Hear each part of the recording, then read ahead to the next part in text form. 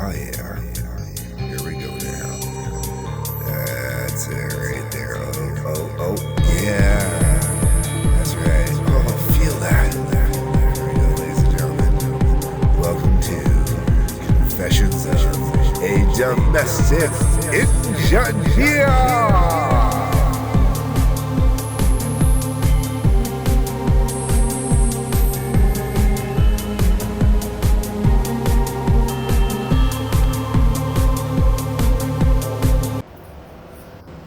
A lot of people like to talk about when the world started to go to shit or when the country started to fall apart. Now, I'm Canadian, alright? So for me, there's different timelines involving Canada than there is in the US. But the reality is when we're looking at global politics, alright, as a whole, there's always been skirmishes, wars, battles everywhere throughout the world. Right now, how many different skirmishes are going on? Well, let's use the word skirmish. Because, you got the thing with the Ukraine, you got all the crap in the Middle East, you got all this little stuff going on here and there. There's always problems with China, etc., etc. What I'm trying to get at is there are definitely, I think, some key points in history. Sadly, they're all related to the U.S., but there are key points in history that I think drastically sent the world in a different direction. The first one is the death of Kennedy, alright? Kennedy was a major instrument in the stopping of changing laws and lessening restrictions and lessening tax laws and stuff like that, creating more loopholes for the ultra wealthy to continue to become ultra wealthy. Now, there are people that will definitely disagree with this, especially since Kennedy is, a Kennedy and whatnot. But there were a lot of things, like Vietnam. If Kennedy had not been assassinated, Vietnam never would have happened. He was 100% absolutely getting the U.S. caught up in another war. He took heed of warnings from past presidents about not allowing the U.S. to become a military-based economy, which unfortunately, with how much they spend on defense budget, they're a military-based economy, whether anybody wants to pretend that they are or not. In part, not entirely a military-based economy, but quite a bit. There is a big reason why the U.S. does not push for gun control laws, okay? With all the shootings in schools, okay? Few people die of coughs. Vaccine mandates everywhere. Hundreds of children dying in schools. No gun laws. Doesn't make sense. And that's a blame on both sides. That's neither a liberal or a conservative argument with that. That is just purely looking at neither party have honestly pushed any real gun control in the U.S. whatsoever. You know why we don't have the type of gun violence here in Canada that they have in the U.S.? Because we have gun control laws. We still have guns here. There are guns in my house right now. Granted, they're air rifles and pellet guns. But they're all locked up. And they're still classified as guns. Still have to follow certain guidelines and rules with them. Canada is a little extreme with certain rules, let's be very clear. But it works. We don't have the gun violence here. Is there gun violence? Yes. Most of the gun violence usually comes over from someone from the U.S. Smuggled in guns from the U.S. Not always. Not always. There are the rare instances where there isn't. But anyways, what I'm trying to get at, going off topic, not about gun control. Kennedy's death started up the whole thing with the U.S. constantly having to be in some type of, having their nose in somebody else's business, causing wars, battles, etc., etc., etc. Realistically, when you look at it, The only decade, no, we didn't go a single decade. Not a single decade without some type of skirmish between the U.S. and another country. You know, the 60s and the 70s was Vietnam. The 80s, you had the Middle East. The 90s, you had. The 90s was a lot quieter, but you still have a lot going on in the Middle East. There was that bit going on with. In some of the Eastern European countries. I know it wasn't an official battle. I guess the 90s was probably the closest to the only decade without an actual legitimate military effort. But I believe Operation Desert Storm started at the end of the 80s, went into the 90s. Yeah, it was definitely, Desert Storm was definitely in the 90s. Anyways, sorry about the ramble. Okay, so Kennedy dying, huge issue, definitely allowed the military to go out of control, okay? Kennedy did not want the military going out of control like that. Military went out of control. All right. After that, we then hit the 80s, and we hit Ronald Reagan. And Ronald Reagan did for a man that was a member of the the Actors Union or the Screen Actors Guild or whatever the hell you want to call it, for a guy that was a big union guy when it suited his purpose, he sure as hell did a lot to bust unions so his ultra wealthy elite friends could, get ultra wealthy and even more elite. Reagan was the most horrible president ever in my books. Everything he did to the detriment of his country. He did to the detriment of the average person. And honestly, I hope Ronald and Nancy Reagan are both rotting in hell for everything that they did. They were both horrible, horrible people. And they destroyed the country.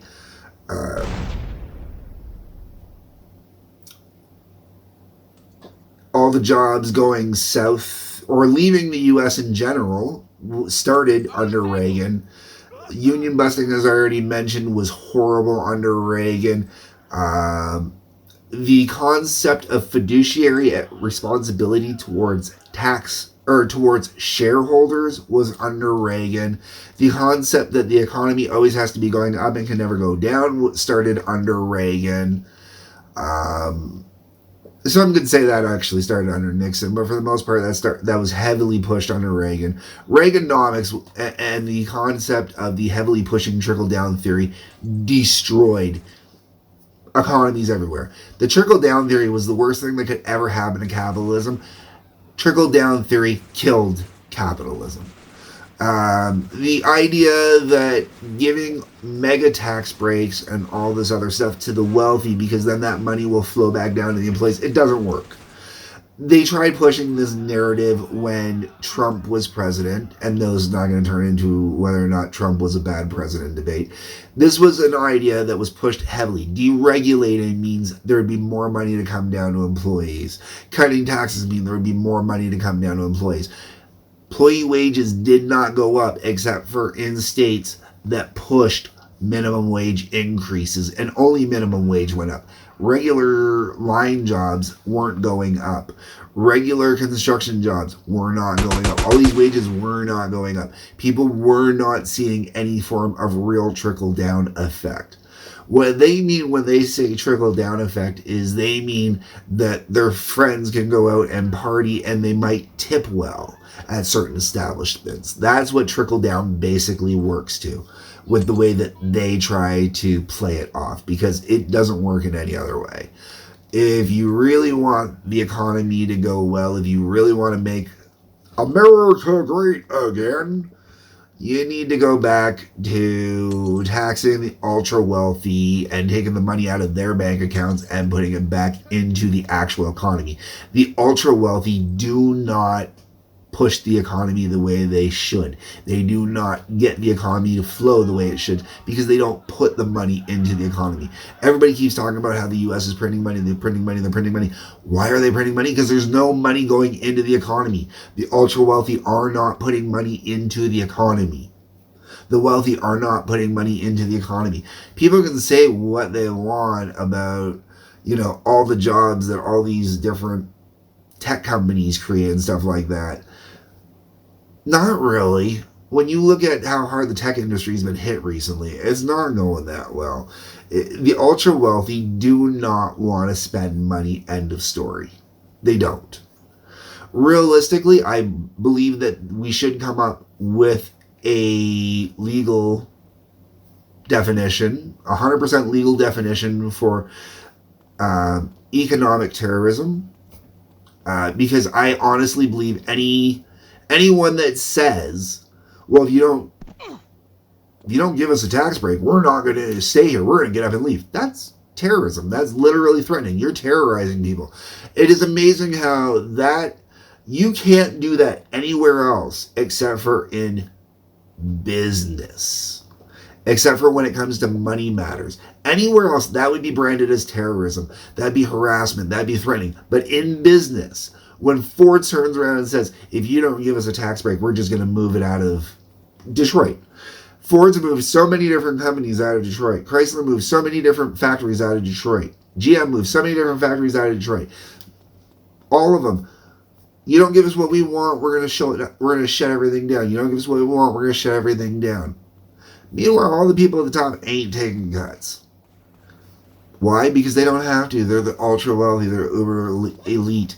Once again, I have huge issues with the fact that there is any type of concept of fiduciary responsibility when it comes to shareholders and companies.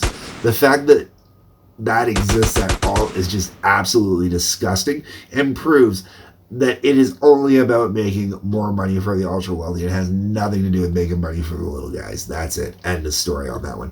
So that is number 2 of where the world went wrong. Thank you, Ronald Reagan, because that has spread absolutely everywhere and has just destroyed everything. Then you got 9/11. That definitely changed the world 100 times for the worst. Destabilized the U.S., destabilized the Middle East, destabilized a multitude of countries. Multitude, because the Middle East is a multitude of countries just there on its own.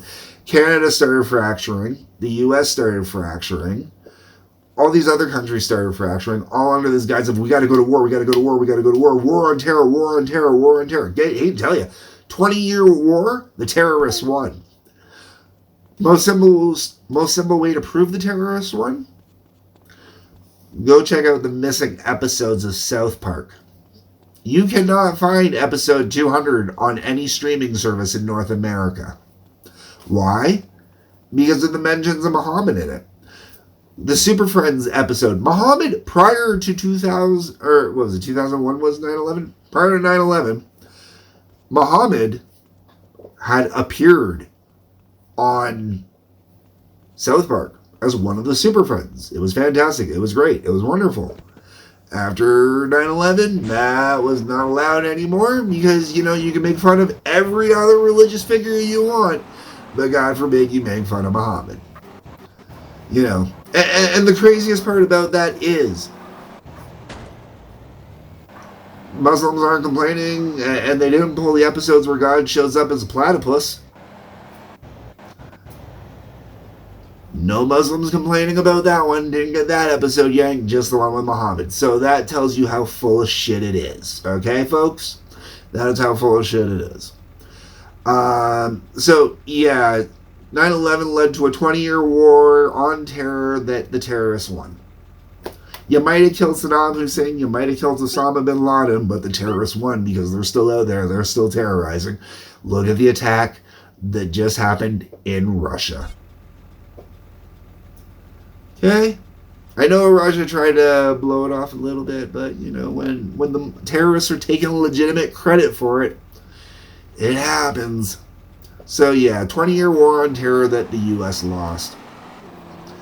And then in the middle of that going on, the other major one would be the 2008 market crash, which affected the U.S. more than anywhere else. But that was when everybody started to rally against the ultra wealthy and the ultra elite. That was when you got the Occupy Wall Street movement, and then look what they did. The Occupy Wall Street movement needs to come back. It needs to come back harder and heavier than it was. And it needs to be more than just Wall Street that's occupied this time. For example, let's look at what Canada did with the trucker convoy during the mandates. And let's look at the chaos they caused by shutting down one international bridge. That one international bridge here in my city. If you go back and watch old episodes of Confession of the Domestic Engineer, you can see my video footage of when they shut down the bridge during that. So, you start shutting down bridges again, plus you occupy Wall Street again, and everybody, we all team up together against the ultra elite. It doesn't matter who you are. It doesn't matter what your gender is. It doesn't matter who you like to have sex with, long as it is consensual. Long as it is consensual. Maliciously. Preferably, legally consensual. Long as it is legally consensual, that covers everything that I think needs to be done with that one. Because, wow, if I have to say that we don't want pedophiles joining us in this fight, then I'll say it. We don't want pedophiles joining us in this fight. Pedophiles can go hang with the ultra-wealthy elite. If you could see my face right now. All right. So I think 2008, when that market crashed and everybody occupied Wall Street, and then we saw how they turned. And the reason why I say that was a major point, that was when the division really started. If you go back and you start paying attention to when they started dividing us heavily, because you got to figure by 2008, I know in Canada, I hate to say gay marriage, but gay marriage was finally legalized in Canada, okay? Marriage is marriage. Whether it's a man and a woman, a man and a man, or a woman and a woman, it shouldn't matter. And statistically speaking, gay men are least likely to get divorced. So, they're the ones that tend to hold marriage the most sacred, apparently. Whereas straight couples are up to almost 53% divorce rate, and lesbian couples are close to a 70% divorce rate. So, here's one for the gay men and showing everybody else how to do marriage properly. But, outside of that, trans issues. Trans existed long before that, yes. It was sadly usually a Jerry Springer or Maury Povich kind of sideshow kind of type thing.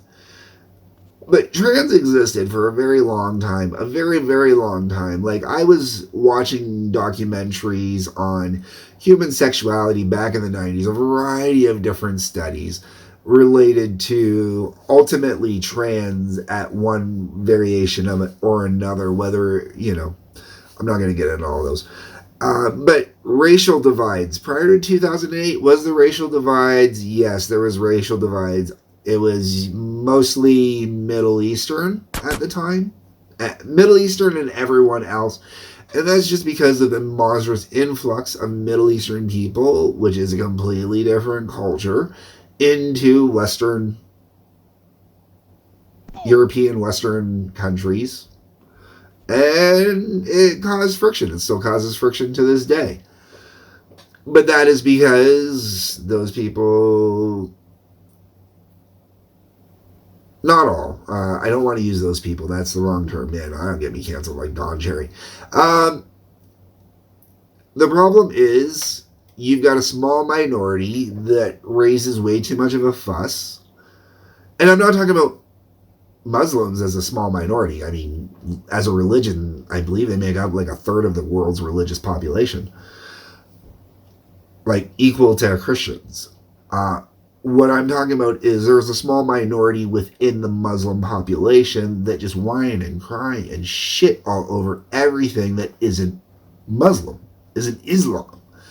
And they make it difficult for everybody. So you've got them, and then you've got your groups like the Westboro Baptists, which were really starting to flare up. And Christian fundamentalists have always been a problem in North America, let's be very clear. But that really started out flaring up really badly after 2008 with the division as well. Racial divisions. Oh my God, man. I have not seen racial division in my life like I have seen in the last 10 years. The racial division in the last 10 years is absolutely insane. So where am I going with all this? So I don't care if you're male, female, non-binary, gender fluid, hermaphrodite, but asexual. I don't remember what that term is for hermaphrodite. Now I've discussed that before. I don't care what your sexual orientation is. I don't care what your gender is.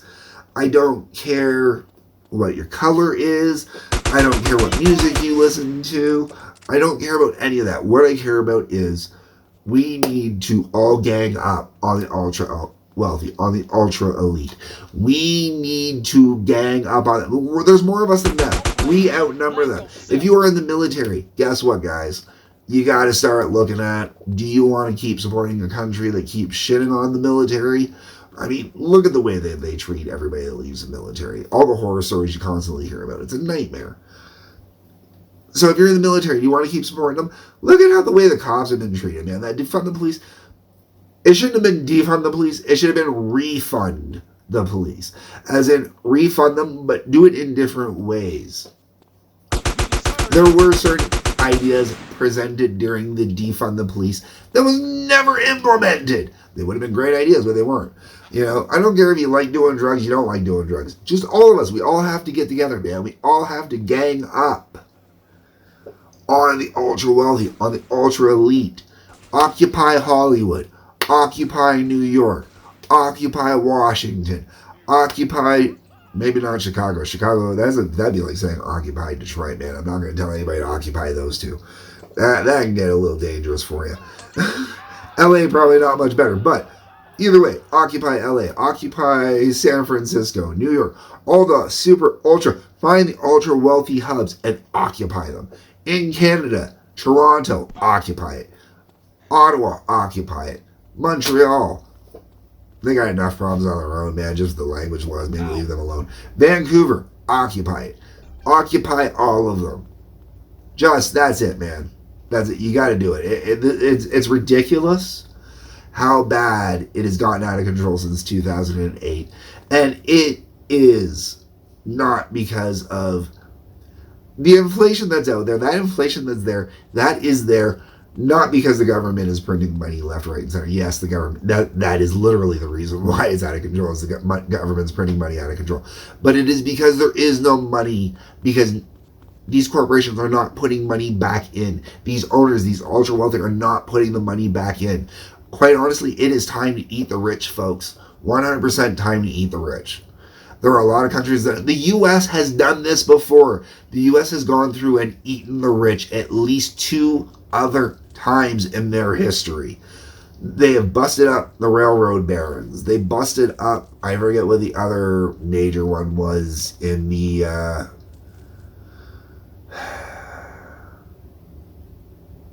crap, I don't remember when there was 2 major ones where they busted them up. I want to say one was like the early 1800s and one was the late 1800s, something like that. What was the term they used to use? The robber barons? That's what they are nowadays, folks. They're just robber barons again. That's it. All right, I'm done with this one. Let me know what you think. Do you think that my 4 times that screwed history are correct? Kennedy's assassination, Reagan's presidency, 9/11, and then the 2008 crash. Do you think I'm off on those? Do you think I'm right on those? What do you think? That's what the comment section for. Let me know. On your way down there in the descriptions, you're also going to see a link to TWA, which is the Trampoline Wrestling Association, and Patreon. Check those out. Peace, love, take care. Hit the like button, subscribe button, bell for notifications. Yeah, peace, love, take care.